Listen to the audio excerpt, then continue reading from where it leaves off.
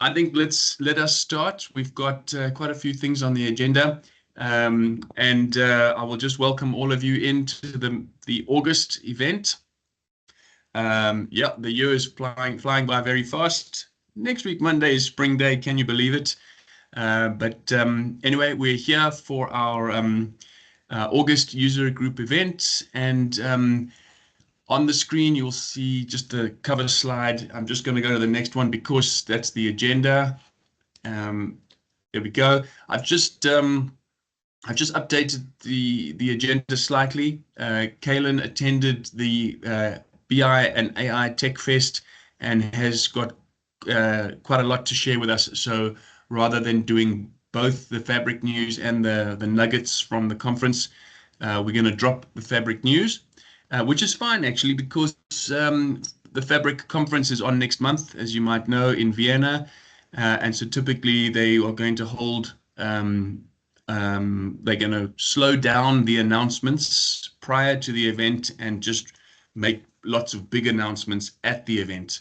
So the more important news section for us would be after the conference, the Fabric conference, that is. So yeah, so today we're going to just have 3 speakers. BI News from Vusi, you'll be up shortly.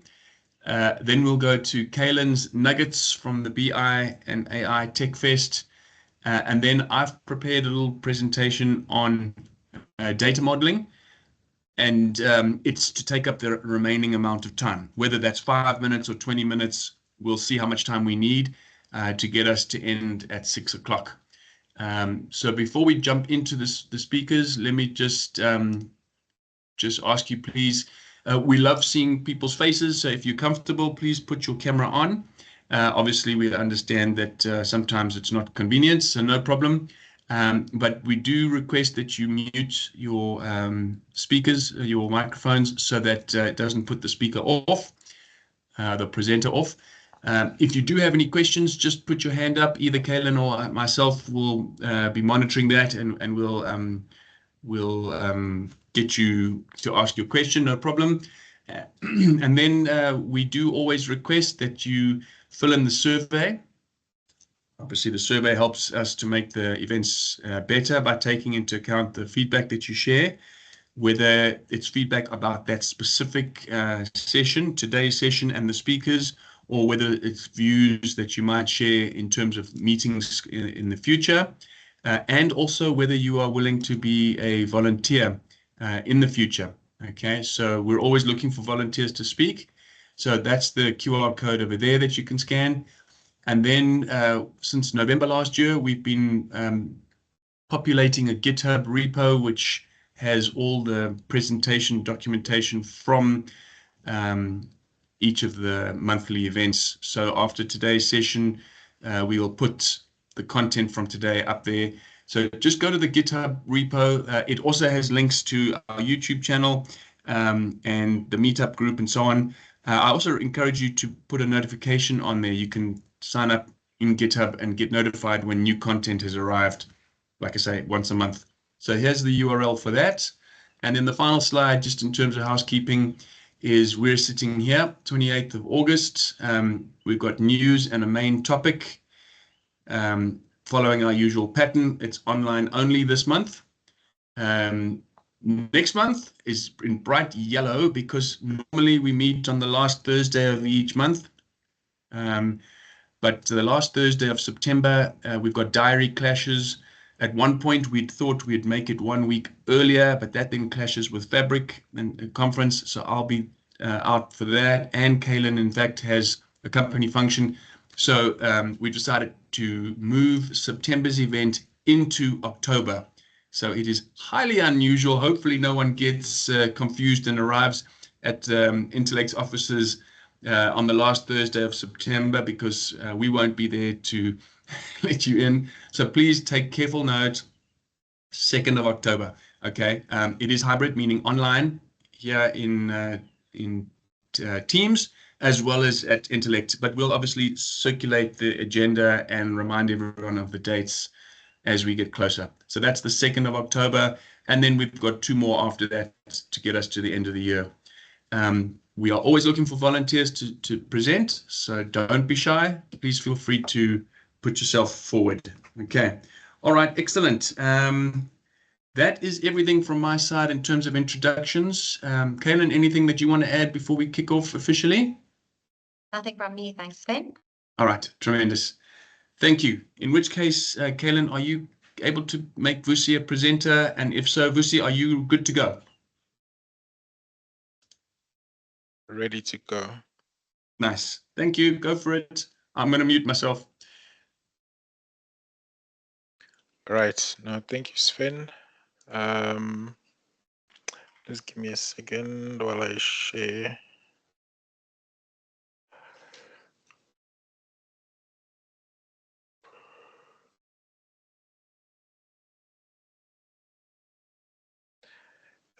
Please let me know if you can see it. All good. Okay. Awesome. So guys, these are going to be the news for the month of August. And this is my agenda for today. So first things first, I'm going to give you a very lengthy CV of myself, and then announcement, and then from there, monthly updates, and then the links that might be helpful to you. All right, so today's speaker is Vusi. I'm a BI consultant at Zato Analytics, and that's my email there if you might feel the need that you want to get in touch. Announcements, I think Sven has already mentioned this one, so I'm not really going to dwell too much on it. I'm going to move right on to the monthly updates. So the very first update that we have under Copilot and AI is Copilot to write measures descriptions. So this was released a few months ago as a preview feature, but it is now generally available. So basically, with one click of a button, Copilot will write descriptions for you for your measures on your report. To do this, you just need to be on I believe it's the model view, and then on your far right on the properties pane, you will see that little icon there that says create with Copilot preview. But before you can see that, you have to click on the measure that you want to create those descriptions on, and then voila. But one thing that you do have to note is that under licensing, right? In premium capacity, it's only P1 and higher. In Microsoft Fabric capacity, it's F2 or higher, and also the Fabric Copilot capacity. And then on the next feature, we've got filtered report summaries and answers in the standalone Copilot experience. And this is in preview. So initially,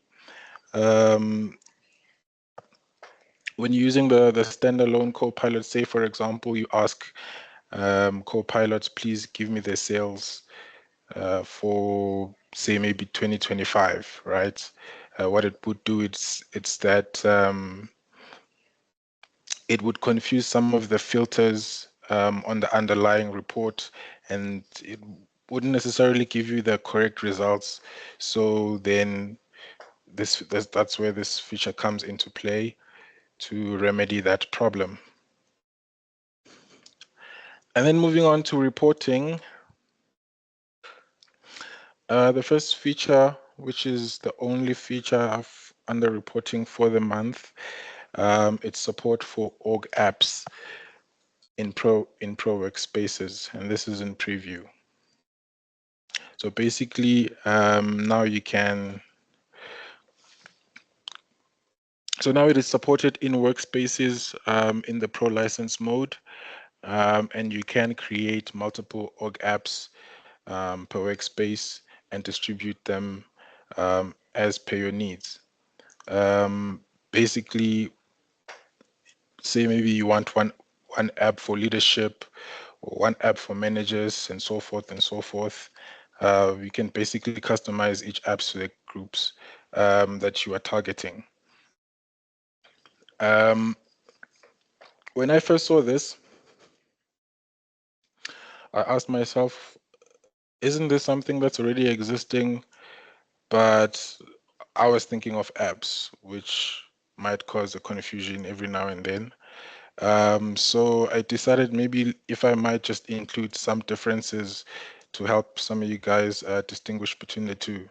So with org apps, it only works within the organization. You can't share the apps with external users. And on the normal apps, you are limited in terms of the number of apps that you can have in a workspace.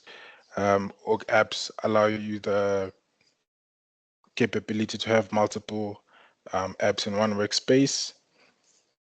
And then there's the enhanced customization and navigation, which gives you more flexibility with the org apps.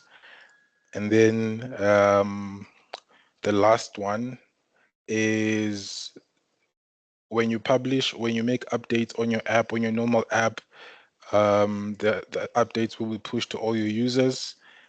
But with org apps, you've got other features like deployment pipelines, which gives you the ability to work with Git and stuff like that. There's a whole lot more features that I could mention, but I'll just stick to those ones for now. And then under licensing, for you to use org apps, you need to have the Pro license or the Premium per user license. Under the free license or the basic Fabric license, you won't be able to use org apps. And then for the exception of the F64 license, if you've got the F64 license or higher, then all the free, the basic users, the basic licenses can access your org apps. Okay, moving on to modeling.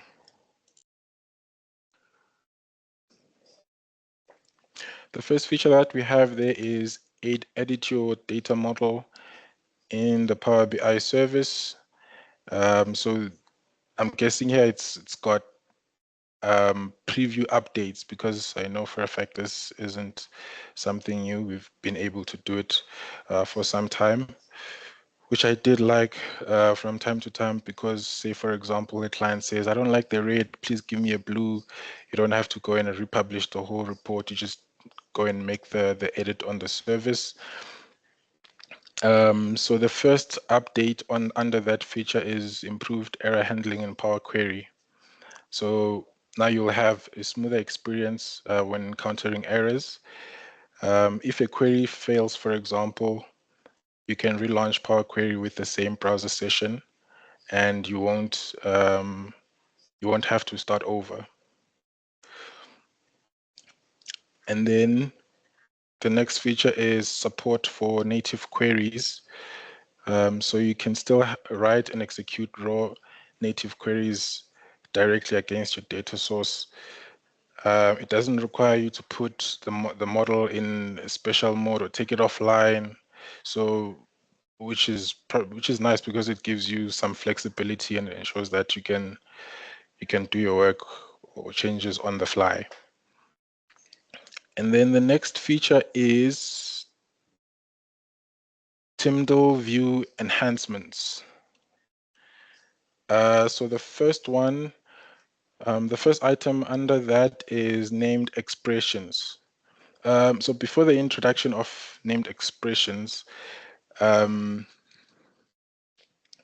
ability to write scripts into the Tyndall view, you'd have to repeat the same calculations or logic multiple times. in your model and stuff like that, which increased the chances of you making errors and stuff like that, which could make the whole development process tedious and stuff like that. So now you can just have one named expression and that you can reuse multiple times over and over throughout the report. And then the next one, which is also under Tyndall view, is script object sections. So now Power BI allows you to just drag and drop them instead of having to go through the whole process of rewriting everything. And then the next feature under modeling is mirrored Azure Databricks catalog for direct query in Power BI desktop. That is a long phrase. I'll admit this is something that I haven't used that much. I have just took a peek here and there, but never really explored Azure Databricks. So Azure Databricks catalogs can be used as a data source to bring in direct lake tables into a semantic model. So having a mirrored Databricks catalog for direct access provides us with several advantages. One of which is that the data that you are accessing is always up to date and consistent with what you have between Databricks and Power BI. And then the ability to work with real-time data.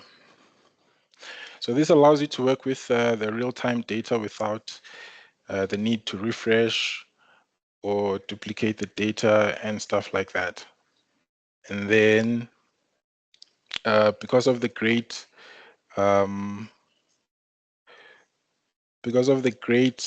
performance and scalability of Databricks, which is designed for big data processing queries and faster and more efficient querying. And then lastly, it amplifies data management since you don't have to worry about data duplication or synchronization issues. And then lastly, under modeling, we've got the semantic model refresh template with Fabric data pipelines, and it is also on preview. Please excuse me for a second.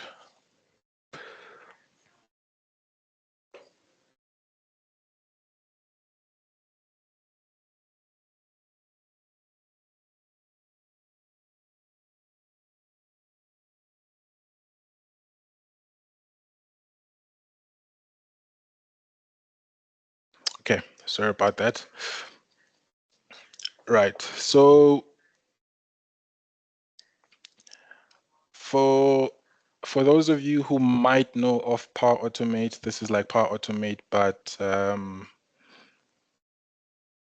for Power BI, basically for refreshes.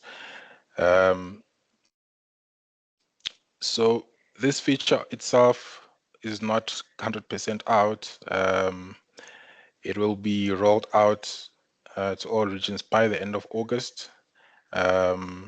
So what this feature gives us is that it enables users to orchestrate semantic models and refreshes using data fabric pipelines. So we've got different templates that you can use based off of your needs. So there's something like 10 templates, more than 10 templates that you can use from. For example, there's one that you can use to copy data from a database. And then there's another one as complicated as copying data from an Azure SQL database to a lakehouse table. So how this works is that you're just gonna go to your service and then open the model that you want to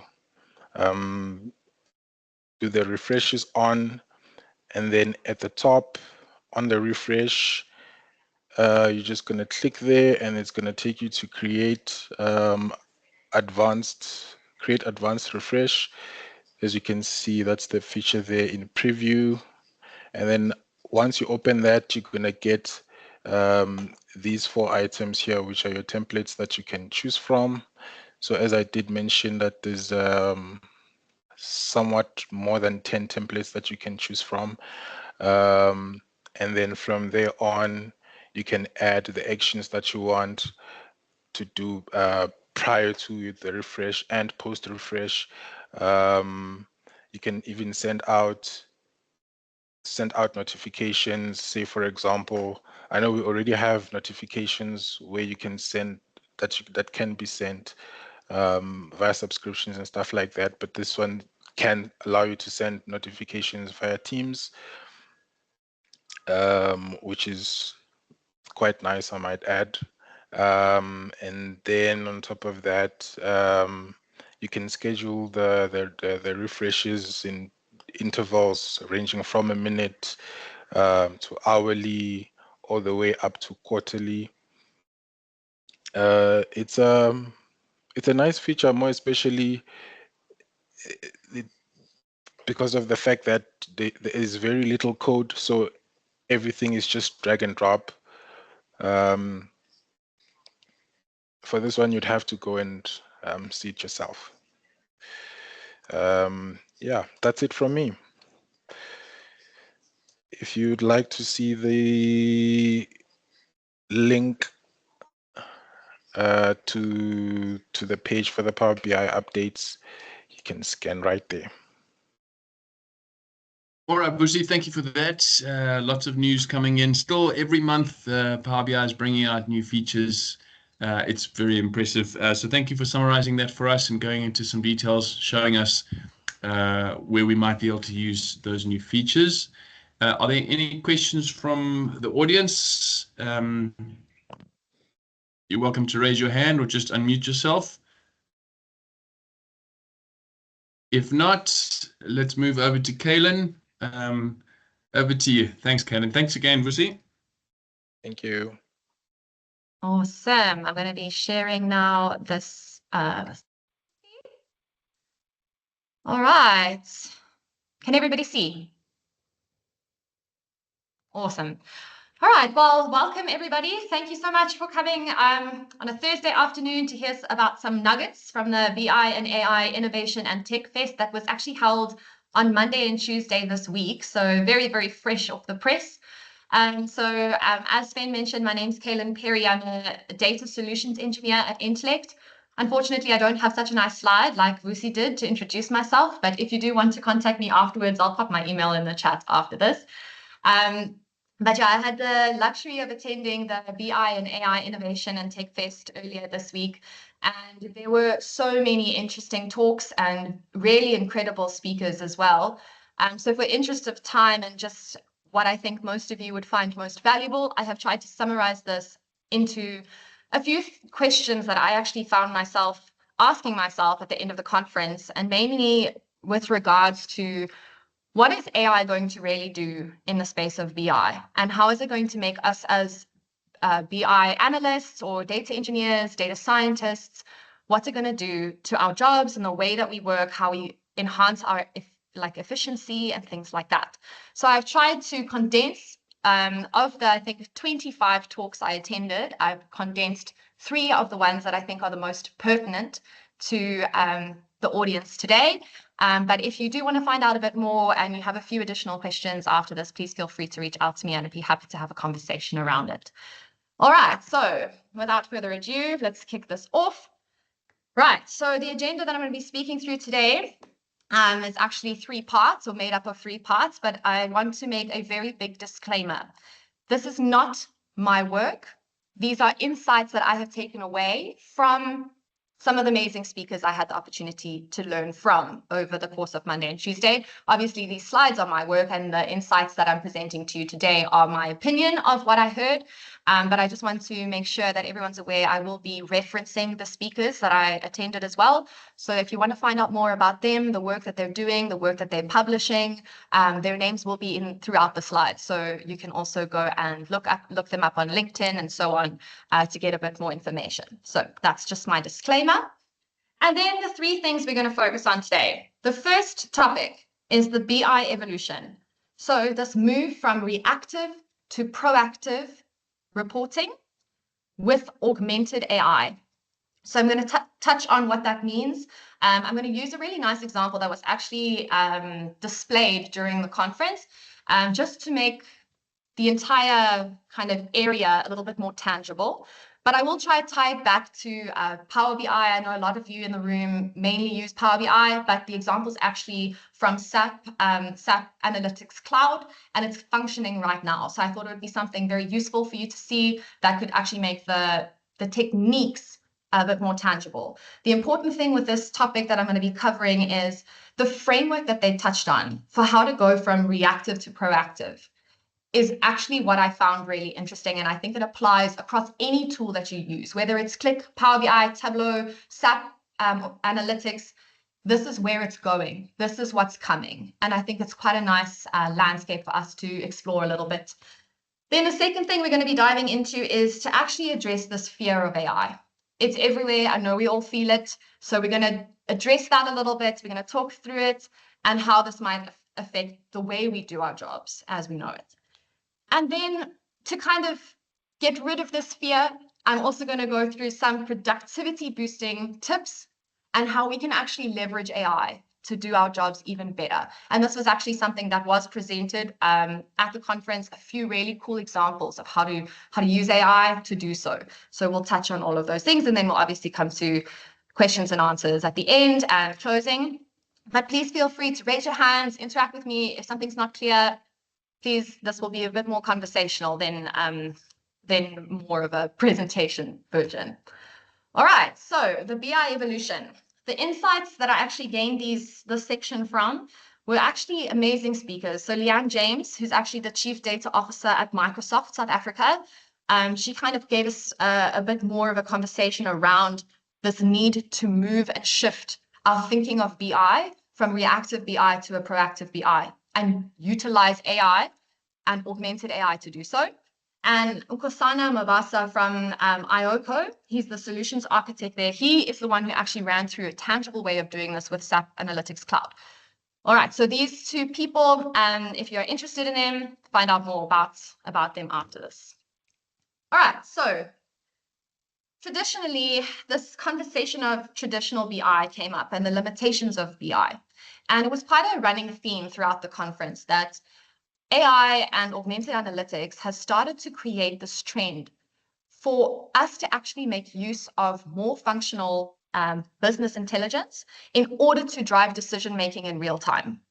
And the reason this is kind of coming up is there are some limitations with existing and traditional BI. And the one is that it's slow and resource intensive. And what we mean by that is it's actually difficult if I have a beautiful Power BI dashboard that let's say I'm a C-level exec and I utilize this dashboard to identify certain trends that were predefined, certain metrics, KPIs that I'm interested in. And then something happens in the market. And actually I want to look at something slightly different than what is in my current report. I can't go and amend that myself. I need to speak to someone who built the report, a data engineer or a business analyst or a BI engineer, and that's a bit slow. And so that's something that then results in reactive decision-making to something that's already happened in the past. It's not something we can react fast enough to. That's the one. Then overwhelming data volumes. There's more and more data volumes coming now. Limited accessibility. What we mean by this is people within the organization, not everyone has access to these wonderful reports. They don't have access to see the data and what they need to see in the data to make effective decisions. And so this concept of moving from reactive BI is we need to try and improve the accessibility that people within our organizations have to the data in our organization so we can query that information in a way that's easy for us and allows us to make better decisions and gain insights faster. And then the biggest nugget of all, and this is where we're going to speak a little bit more into, is that hidden insights in our data remain undetected. There is a large amount of insight in that information we are presenting in our dashboards that doesn't get recovered immediately. And what do I mean by that? So you see a trend, time series trend on your board, and you can see the steady decline. Okay, now what? What does that actually, what can I do about it? What are the leading causes of that? Are there specific factors that might be something we can tweak with, scenarios we could play with? How do we predict what might happen going forward? What typically is happening with traditional BI is that we at least create this platform to showcase these issues and potential areas. But then you have to dig a lot more after that to actually drive insights and decision-making from those insights in the way to actually be reactive and not proactive and not reactive to specific situations.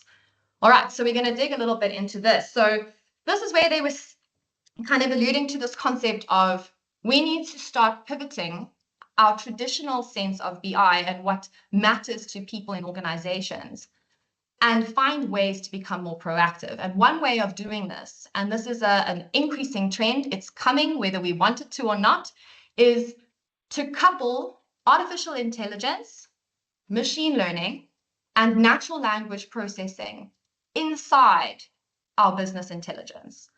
And that will help us turn data into insights automatically.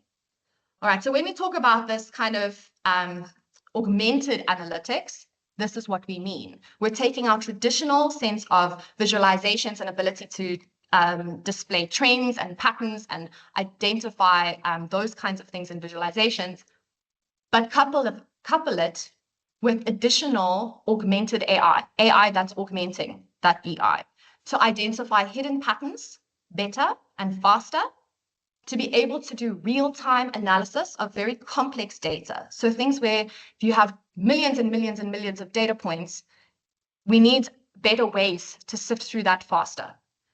Automated insights, so we can save time and scale quicker, and democratized access. And this is actually something I'm quite passionate about, that everyone should be able to explore the data that you have to make better decisions, whether it's a C-level exec or a junior data engineer at your company, someone who knows that data is there, that you can use it and build with it and make decisions quicker in what you're doing.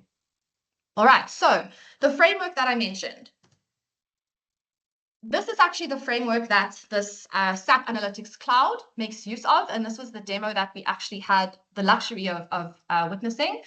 But I think the framework stands for itself. And so there are some concepts here that are specific to SAP Analytics Cloud, but I do think that this is something that's transferable to any BI tool. It might just not be available yet, but it's coming. And I think it's worthwhile investigating this, seeing how we can keep up with these kinds of steps. All right, so I have a little bit of a video, a bit of a demo, not from my own work, but of just how SAP Analytics works, and I'll go through these things step by step. So the main crux of this framework is that in order to achieve next generation BI, we need to start looking at these four things, which is this idea of augmented analytics in BI. So data visualizations that move more towards self-service BI, and we'll touch on that. The next thing is natural language processing. In a nutshell, it's search to insight. I want to be able to type something and get a response from my data in English language or whatever language you choose. Then you have AI, which is smart insights.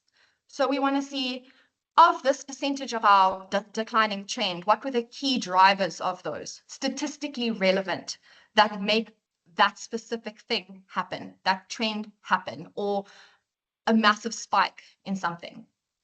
And then we have this idea of augmented analytics, which is smart discovery. We want to utilize those to make predictions, identify patterns faster and more effectively. All right, so I'm going to jump back and forth to a video to try and explain this concept. So bear with me as we do so. I'm going to kick off with the very first one, which is data visualization. Data exploration view. Can you hear this? From here, anything that I click on, I can start visualizing. So for instance, I want to take a look at order value, and perhaps I want to take a look at it by customer segment or customer status. Or I want to take a look at it over time. It created data hierarchies for me. I can choose not to use any, and it's going to automatically select the chart that is best suited for this data. Okay, so just at this point, this is something you can extrapolate to what Power BI is capable of right now. What we can do in the way we build our dashboards, we just have the ability to slice and dice it slightly differently in Power BI. This functionality exists. This is great. This is the more traditional BI that we're talking about. Once I found something that I like, I can copy it over into a new page. This is meant to be very self-service friendly.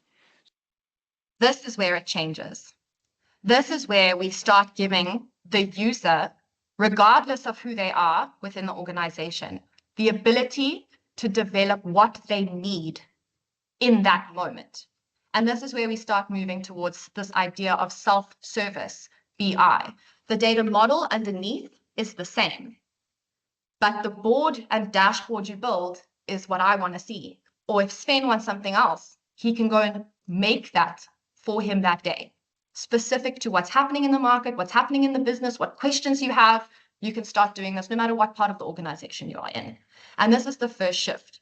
So when I talk about, when we go back to our, this diagram, this is where we're saying we need to start looking and the future of BI in terms of data visualization. We need to try and democratize this process and allow for more people to be able to derive insights on their own terms through visualizations. Okay, so that's the first concept. The second concept is this idea of NLP.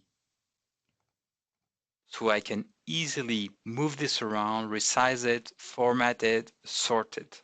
Now, I want to show you an even easier way of building charts using search in my own natural language. So I'll say, show order value by product. And as I do so, it immediately brings back the answer. I can go broader and add customer segment, and it will bring back data for each segment. I can be more specific and say, for the C990 bike, notice this, I misspelled bike, and it still brought back the right data. I can even use more general expressions for previous year. And it knows what I mean, and it understands I'm asking about 2019. Once I find something that I like here, I can add it to my dashboard page as well. This provides me a nice view of orders by products, but it lacks a bit of context, meaning if I'm looking at the M550 bike with its low value or the e-bike with its really high value, do I have any idea of why it's so high or why it's so low? Okay, so this now kind of drives the 2 points home here. We are using natural language processing here to speed up the way in which we can query this data. I no longer have to be proficient in SQL or proficient in data in a Power Query in order to actually get information that I need. And a lot of people in our organizations and our businesses don't have that technical ability and need to be able to query information that derives the greatest value for them the fastest way. And this is the kind of shift we need to start progressing towards to enable this kind of functionality. So this actually kind of exists in Power BI. Copilot, we can do this already in Power BI. There's an ability for us to use natural language to query the data that we want to see. What we don't really see as much of is the self-service side of it. But it's really wonderful that this is coming, and you can see, as Sven, as you mentioned, there's so many of these Power BI related features that are coming out, and they're constantly delivering on new promises and new features. And what Vusi showed, I mean, just in this last month alone, how much is coming out. So I don't think this is not going to be far away. I think it's coming. But this is quite a nice way of seeing the value of quicker insights. in real time to make better decisions. So we're here at the moment. This is just getting the data and the insights that we need or patterns we want a little bit quicker. Now what we kind of come to is this idea of smart insights. How do we actually take what we've just seen in our beautiful bar graphs and charts that we've created and actually identify insight, things that have caused that causation? So this is the statistically significant pieces of your data. So data scientists would love this in the sense of what is actually causing this. Statisticians also love this kind of side. So we're going to jump back to this video now and see how this is possible. Hello, this is a major limitation of tools today. With SAP Analytics Cloud, you can go beyond and explain what's going on. So it's added a footer where it's explaining to us that the e-bike is our top contributor, 19% above average, and that its variation is being driven by China. Notice, this chart says nothing about China, but it's taking a 360 look at my data and providing me that additional insight. I can further drill down into this and I can see what exactly is going on there. I can also check the change over time, where we are so far in the current quarter. How does Q4 2019 compares with the previous quarter? We find an impressive 62% growth, and I can pivot through additional charts as well. All right, so it's actually quite amazing. This is now where we start getting to this idea of augmented AI on BI. We have a machine learning algorithm of some form, or maybe a few, that sit on top of your data model that help build this insight for you so that you can actually start seeing real insight. What's driving your data to behave that way? And where can we possibly do things better? Where are there key constraints like this? If you can see, okay, this e-bike, the 19% of the value is coming from this specific feature. Maybe we should funnel more of our efforts there. Maybe we should target strategies in that location, that kind of thing. It starts to allow for better decision-making. All right, so that's where we start kind of coming to this idea of smart insights. And now we get to the full beauty of augmented analytics. And this is where we're going to start looking at how do you use smart discovery to identify scenarios so that you can predict what might happen and then play with those scenarios to see what's the best strategy using your data. So what this framework is actually trying to achieve is how can we actually create data-driven organizations? That's where we're going. All right, so bear with me. Let's jump back to the video. Once I'm done, I'm going to share it out with the others. They'll get notified on their mobile app, on the web, via email. We can even exchange comments directly inside the dashboard. So this is just a bit of a fluff that SAP Analytics Cloud does. We're going to get to the juicy part of the data, the next part, very shortly. So I'm asking Carmen if this is what she was looking for. And now check this out. Carmen, in return, is asking me for a complete analysis of sales orders. So let's return to what my source data was for this. I have thousands of rows of sales orders. I can see it by customer, by segment, by country, by product. I have all of this great data. It may take me the entire afternoon, it may take me the rest of the day for me to bring something back to Carmen. Again, this is where SAP Analytics Cloud can help us. It can actually perform the analysis and build the dashboard for us. All I have to do is specify what do I want to explore. Today, I need to look at order value.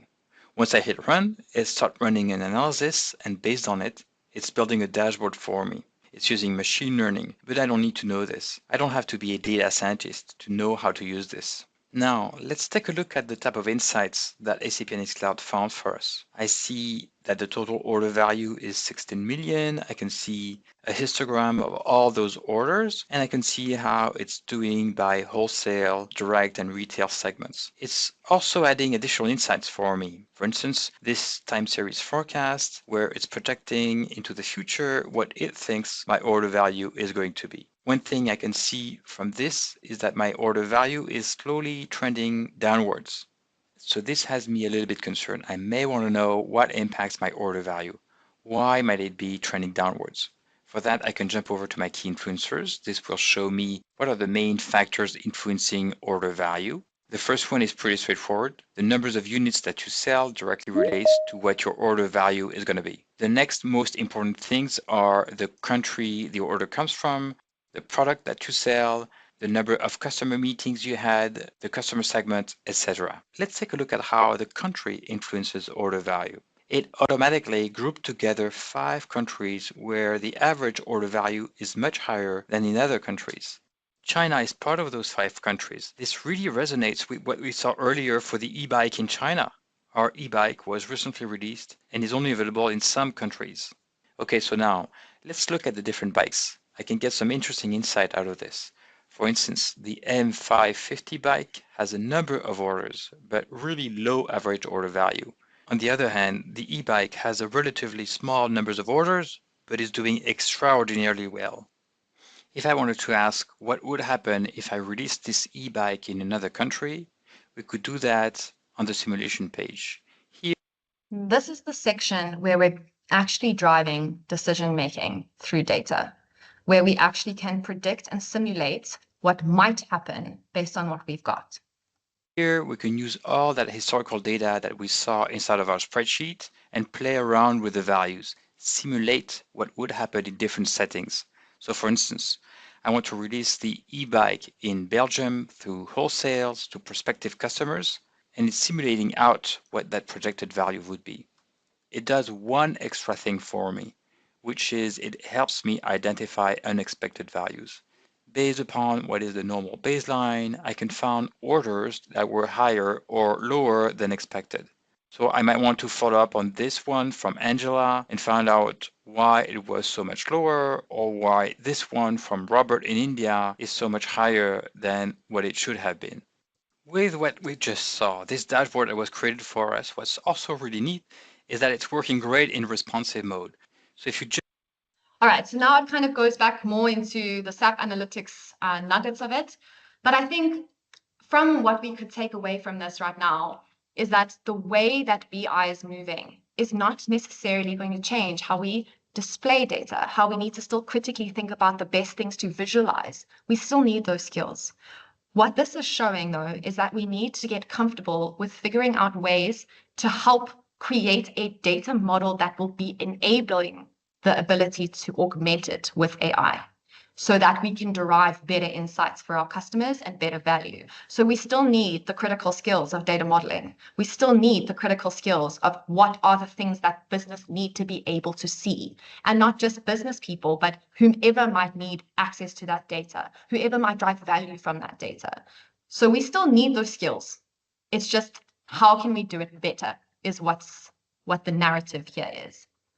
All right, so this is just I don't think Power BI and various other tools can do all of this just yet, but I do think it's coming. So I think to keep our eyes on it, see how we can get involved with it is going to be the number one thing for us as professionals. All right, so now enough of this SAP and moving into proactive analytics. There's this fear of AI, and I'm sure what I just showed you, especially towards the end, is, oh goodness, how is this going to impact my job? How is this going to impact me? And it's a really valuable fear, I guess. It's a fear I think we all have, and I think we'd all be a bit silly if we weren't scared of it. But I want to ask all of you, how did many of you, when the first iPhone came out or smartphone came out, found it a bit daunting or found it weird to use, right? Back then, we were like, what is this? Why do we need this? Like, what are we doing with this? It's not even been, or maybe it's been around 10 years now since the smartphone was launched, and it is now a part of our everyday life. And how many of you can actually foresee yourself operating day to day without it? Like, raise of hands. So, exactly. So, what AI is, and to try and demystify it just a little bit, AI is now known and it's globally labeled as a general purpose technology, which basically means that it's part of our daily life. It is going to become what a smartphone is to us. It just might take a little bit of time, right? The reason we're feeling this fear is because it's happened so rapidly, so quickly, and disrupted our entire world so fast, a lot faster than technology has in the past. And so that fear is natural. All right, but with that said, and from what I said previously, it's really important to notice that our core skills are still needed, right? We still need to know how to model really effective databases, data warehouses, data lakes, in order to leverage these insights, to leverage this AI that's coming, that's going to help us, right? And all of you must see this Nokia talking about smartphones, and this Nokia on the left-hand side. And the man in this picture looking really sad was actually the CEO of Nokia. And Microsoft actually bought out Nokia when their phones kind of fell off a cliff, let's put it that way. They've come back fighting hard on various different other aspects, so their business is actually thriving now. But during this time, he made a statement during the press release of Microsoft buying out this Nokia division. And he said, "We didn't do anything wrong, but somehow we lost." And in my opinion, that is what AI is doing here. They actually had brilliant phones. They were indestructible. Their batteries were incredible. What they failed to do was leverage technology that was available to them at the time to enhance and build better products for their customers. And they didn't leverage the technology and became redundant. Their phones were still fantastic products at that stage, but they became outdated. And I think it's quite a nice way to apply our same thinking to this concept of AI, right? We need to be willing to adapt to it and accept it and see how we can interrogate how it works, how it can impact our lives, and how we can use it. So I have a little other video for you. And this is actually from one of the professors at Stanford on his take of AI and using it, right, in our day-to-day lives. Creators don't need to be afraid of AI. Creators need to dive in. They need to lean in. Creators are about to be unleashed in a way they've never been unleashed before. The only correct answer to the question, how do you use AI, is I don't. I don't use AI. I work with it. When you start working with AI, it will change everything. All right, I really, really love this take on it. AI can propel your efficiency if you work with it like it's a teammate, like it's a colleague. And I think I saw someone earlier, I think it's Johnny, who has Firefly AI note taker happening. That's a fantastic example of using AI, and we're not using it, but working with it, right? It's like outsourcing it to someone else to do the stuff that would waste a lot of your own precious time. Donnie's not sitting here now taking all his notes manually. He can actually just listen, enjoy, and go back to it, which will summarize it. So Firefly is actually a fantastic tool. It actually will summarize it, highlight the key influences, the action items. It does this fantastic job of streamlining that process for you so that you have better time or time to spend on other things. So we need to look at ways that we can, as engineers and as data analysts and as business analysts, work with AI to make our jobs easier and free up time for us to do more complex, strategic thinking, more challenging work. All right, so I hope this inspires you a little bit, that it's not all doom and gloom. And so one might ask me, okay, that's fabulous. How do I work with AI? How do I do that? All right, there's some great examples. And just in the interest of time, I don't have too much time to demo this to you, but certain ways that you could do it. How many of you here in the room have ever had to take a spreadsheet with one data set, a spreadsheet of another data set that, let's say, has catalogs of products? Some of the products are the same in the one and the same in the other, but they're grouped differently. And you've had to manually sit and go, okay, do earphones fall under phones or audio devices and try and mesh these kinds of data sets together, you can actually use AI tools to help you do that, to help you find patterns in that data and say, okay, I have these two data sets in Excel. Please go and have a look. They've got a grouping that's a bit funny. I'm trying to group them all into one grouping. There might be some outliers. Can you go and find the outliers that don't fit quite well enough into any of the categories and send me those? And you get a subset back of 10. You've just saved 3 hours of your own time. You can then go and spend time with those 10 records and go, okay, actually, what do I think those should be? How should I group them? What are the best ways to group them? You can then collaborate. You can research a bit more, but it streamlines that inefficiency. That's one example. Another way is the note-taking that we're talking about now. Really helpful. It helps streamline the way you do things. Storytelling tools that differ from narratives, that's another way of doing it. How can you take really complex technical specs that you get from your client to build your beautiful dashboards and summarize it into key business acumen that anyone can understand? Takes a while, right? Takes a long time to do that personally. You can use AI to help you, and then you can tweak it, critique it, make it better, but you can shorten the time you take to do that. Your GPT-powered query generation for SQL or DAX. Hey, I have to do this really complicated thing with the data that I have. Do you have a few suggestions of how I can do this in SQL? Do I use a CTE, a common table expression, or do I use a temp table? Or in DAX, what are the different functions I have access to that I can maybe make use of that are the most effective for doing these kinds of things?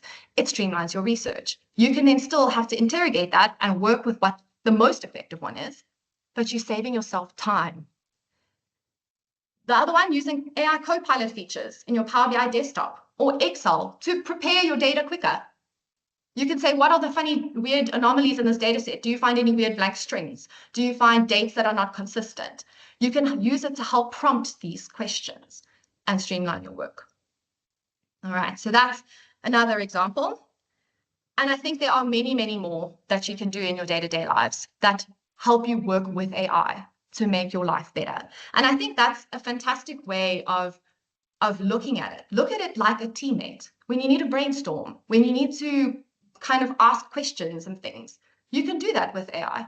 Think of it as like your junior intern that you need to bounce ideas off of or outsource things to that you need to spend other times doing. GPT can help you. Copilot, whichever tool you want to use, and it will help you streamline your efficiency. One of the main lessons that actually came out, and this was from Sean McGeer, he's the Chief AI and Data Officer at Devon in the UK, and he actually does a lot of talks on how can you not be afraid of this technology and work with it in more effective ways. He's got a lot of insights on LinkedIn and various books, so if you want to go and find out how you can do this a bit more in your day-to-day life, please go follow him. He has really, really fantastic suggestions. But one thing I really liked that I took home from his presentation was how on earth are we going to implement AI or move BI towards a more AI-heavy future if us ourselves are not willing to be AI practitioners? And that doesn't mean you have to be able to build the AI model. It means we need to use it to be better, to drive our decisions faster. And I really like that take.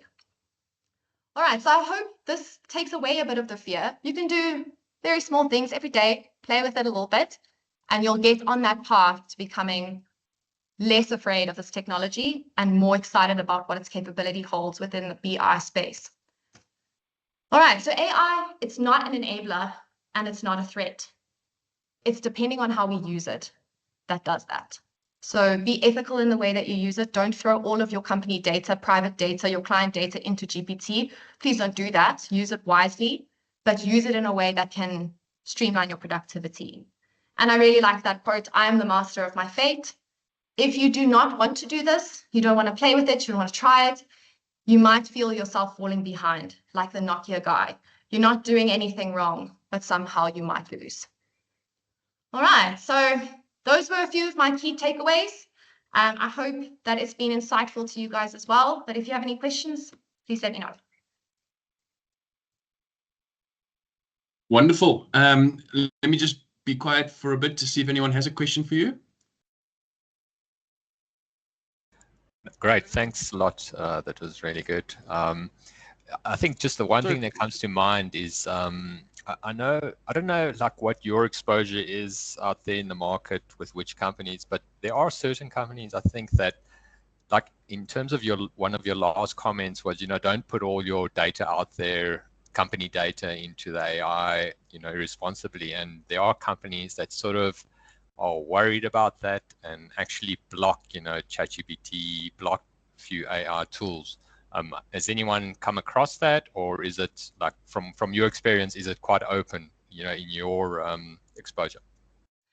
It's a really good question, Antonio. Thank you for asking that one. It is actually a common problem, and it was actually something that was raised quite heavily at the conference, that a lot of people, some companies have adopted Copilot into their day-to-day as part of their business strategy, so you can actually access it with licenses, and therefore you have access to all of these tools in work. But it's not the luxury for everyone, and that came across quite heavily. And unfortunately, I think in those situations, the way that you need to use it needs to come more about how can you ask it questions to streamline your productivity, as opposed to passing in data sets that you need information from. So you could probe it with questions like, I have this data set that has these 18 columns. I'm trying to find a way to accurately ingest this data or something of that nature, and it will come up with some ideas for you. So in that sense, you can use it a little bit more in that way. I know for me, on my client that I'm at the moment, I haven't got access to certain AI tools on my client laptop. But what I will typically do then is I'll go home, I'll use my own personal laptop, I'll ask some questions. There are ways to engage with these technologies without passing in sensitive data. It's just how can you be creative enough to do so? I hope that answers your question. I think it's still very much a gray area. There's also a lot of legal things around it at the moment as well. We don't have clear guidelines and laws onto how to use this data in an ethical way. And I do think it's going to happen. Someone's going to do it. Someone's going to send a bunch of social security numbers on an open AI model. But I think the question is, if you have the ability to get your own license where it's private and you pay for a subscription, there's a lot less of that risk, but still be very careful with the data you use. Yeah.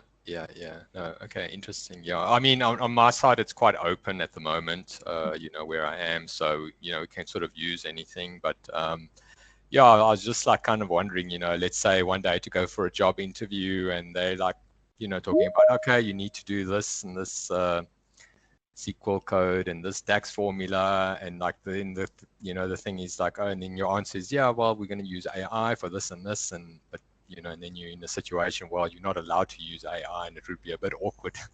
But yeah, so it's just nice to know what type of experience people have out there. But yeah, that answers my question. Thanks. Great. I also think, just to add to that as well, I think what we must be careful as professionals as well is to not use it as the unicorn for everything. We still need to interrogate what it does, because if we want it to allow us to become lazy, it will. We need to use it for better things. So a really good example that was actually mentioned was the concept of homework and kids using it to do their homework. And they were like, how do we prevent that? How do we still encourage kids to engage with the technology, but not let their brains become lazy? And one really nice suggestion was, instead of using it to do the homework and then ask it for how you could have done better. Where could you have gone wrong? Where could you have improved that? How could you have done it differently? That's where you start leveraging the power of it as well. So it's a slightly different example, more not so applicable to our business life, but a bit of a nice one as well. Yeah, no, definitely. Yeah, I think, like everything else, when you get to work, you should reflect a bit in the morning about what you're going to do, what your general strategy is. When you're finished in the day, reflect a bit, don't just, I guess, don't just jump from one thing to another. Okay, thanks. Sure. All right. Hi, I'm Lourdes. I have 2 questions and 1 comment.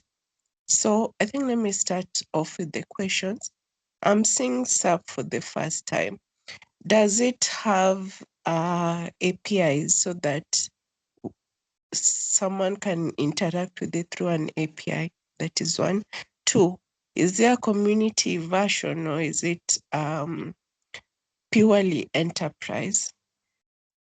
Then my comment is on if there some of us, if we are using ChatGPT for various reasons, and the thing about Palantir and whatnot, then I think OpenAI has recently open sourced the OSS models, 2 of them. So you can just find a good GPU and run it in-house on your own dedicated server. Okay, thank you. Awesome. That's a great comment as well. So first question with regards to SAP. SAP, unfortunately, is a licensed software. You actually have to purchase it from them, and you utilize it from there. You cannot connect to it via APIs. I wish that would have been great, because I mean, you can see what they've built. It looks actually quite incredible. That's actually live right now. It is functioning. Companies are using it. But it is very expensive. But I think that's also because certain companies will then go with that entire product. So unfortunately not, you can't connect to it and use it. That would have been awesome.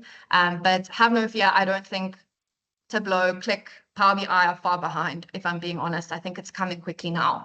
That's in my opinion. Don't quote me on it, but I do think it's coming. And then with regards to the second question, so the first one was with regards to integration. The second one is, can you use, I think I've missed the second question. You've answered both. The API Have I answered both in one? Yeah. Okay. Yeah. Great. And then the comments about the fear of using these OpenAI tools, I actually am also seeing a bit of a trend. A lot of companies feel the same way, and they're building them in-house. So a lot of companies are doing that. It works for big corporates or big companies that have enough to actually implement the resources into it. But it's still very new, and a lot of people are making mistakes. I think also a lot of people are just trying large language models because it's the new buzz. Machine learning and AI is not new. It's been around since the early 1940s. It's been around for ages. What's new is large language models and the ability that it's brought to everyday consumers. And that's why there's this massive hype about it. So a lot of companies are looking at this, but actually a stat, it was released on Monday night, and MIT, I'm not sure if any of you follow MIT, but 95, as of 2024, 95% of the AI initiatives undertaken by corporates, okay, granted it was an American study, so all businesses in America that they looked at, 95% of them failed. So everyone is still learning. We're all in this together. We're not getting it right. And I think some companies are trying this whole, let's build it ourselves. Some are doing what you've just mentioned, where, you know, you can take that and run with the models in your own local environments. It'll be interesting to see how that plays out. But thank you for the question. Hi, Cailin. Do I still have some time, Sven? Well, people can drop off at any time, Okay. but I think that by the fact that hardly anyone has suggests that there's keen interest in the topic. So go for it, Donnie. Yeah. Yes, Cailin, I'm not sure if this is part of the conversation, but what do you know about MCP and each row where I can choose basically what I can and mix and match and build my own thing, build my own, let's say, manager to give me my insights versus what you just showed us, pre-packed thing inside of SAP. Just your thoughts. It's a great question, and I left with the same thoughts. I actually have no idea how that is being done, and I think that self-service space is becoming really big. It's actually something I wanted to look into over the weekend, so I'm not going to lie to you, I actually don't know. But I do think it's something we should all actually explore a little bit of and see how can Power BI do it, how can Tableau do it, how can all of these different BI tools that we work with every day possibly do these kinds of things. I think it would be a fantastic topic to dive into. I'm sorry, I don't have a better answer for your question.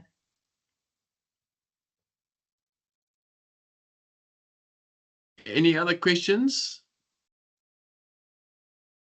Just one last comment. I think like with Tableau, they are quite ahead of the game also, because I know they had Ask Data, which has been around for about 5-6 years, which is also natural language processing.